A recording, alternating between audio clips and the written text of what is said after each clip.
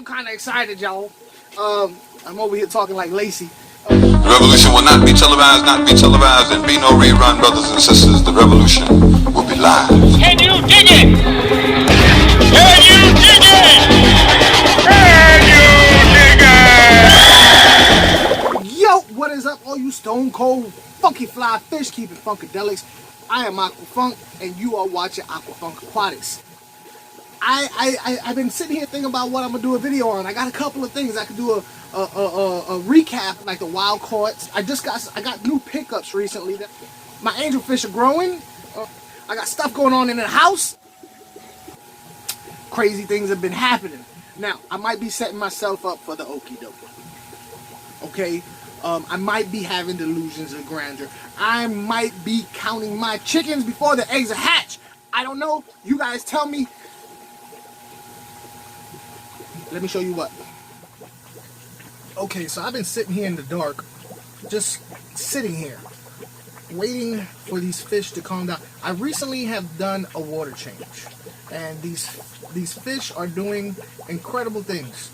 If you're an angelfish breeder, if you're any type of breeder, this might interest you. Let me start from the beginning. A couple weeks back, I showed this tank for the first time. It's my 55 bow front. And I had plans for it. I got me the Geophagus altifrons and the Geophagus hecali in there. I got me a clown pleco. I got me 2 different types of albino bristlenose plecos. And I have a crayfish in there. Now, I was thinking about putting some Congo tetras in here, but I could not find a pet store that will sell me a good amount of Congo tetras at a discount price. And to be honest with you, I was just a little put off by the fact that I was going to spend a whole lot of money and they wouldn't even give a little friendly discount. Now, I'm not a cheapo, but I'm trying to do business with you. These things are expensive. You know, some other pet stores do, you know, buy so many, you get it. Well, if I'm trying to buy 10 fish that are $15 each, come on, guy. At any rate, I did find these large neon tetras that if I bought 12 of them, they were $1.99 each. And like I said, you can see the size of them. They're a decent full-grown size.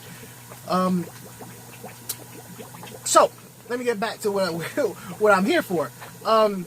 Now, I got these 2 wild-caught Altum tetras. Angelfish. I did a video on that, and I'll link that in the description below. Listen. If you're an angelfish guy, you know that you get the wild-caught altums. Very, very difficult to breed. You kind of need to get at least 8 of them, put them in a tank, and then hope for the best. They're wild-caught, so they don't normally breed in captivity. Now, I'm not saying these guys are breeding. I got them at different times, and to be honest with you, I just wanted them to have them.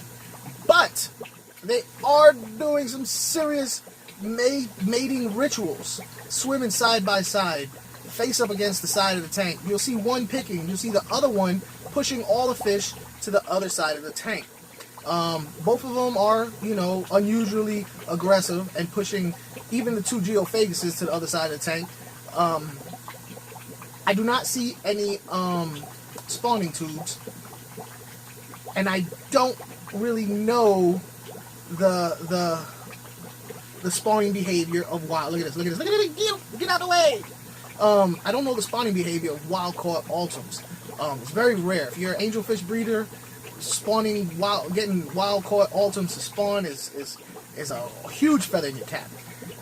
Man, if this is what I think it is, I got a lot of thinking to do. I got a lot of changes that need to be made because, like I said, this is a big deal in the angelfish world. Look, one picks, the other one pushes.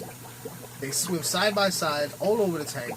They don't let whatever side of the tank they're on, the others need it. Now, mind you, I've had these together for some weeks now with absolutely no problem whatsoever. And they are doing mating rituals that is commonly seen in captive bred domesticated angels. I'm trying not to get too excited, but I don't think I'm gonna sleep tonight. I don't even know if I'll be able to leave this fish shed tonight. I don't know. I hope I'm not working myself up to be let down. I can't be that lucky though.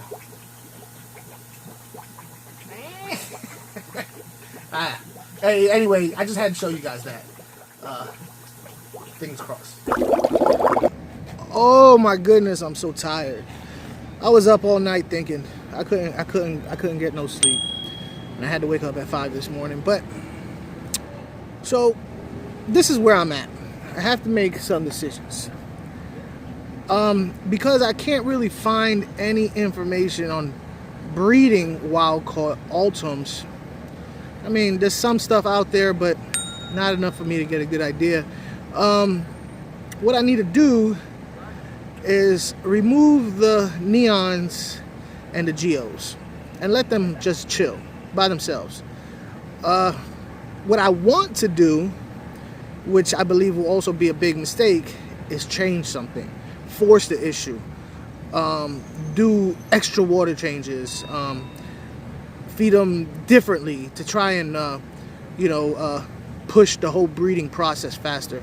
That's what I want to do, but I think that's going to be a mistake because they're doing this much now, and if they're doing that now, then I must be on the right track. And if I were to try and treat them like domesticated angels and do that process, I might screw it up. Also, another thing I've been thinking about is, in order for me to get rid of all those other tank inhabitants, I pretty much have to tear that tank down. And if I do that, I might disrupt them. The whole cycle might just break down and I'd be back at square one. Decisions. Leave it. Let me know what you think in the comments.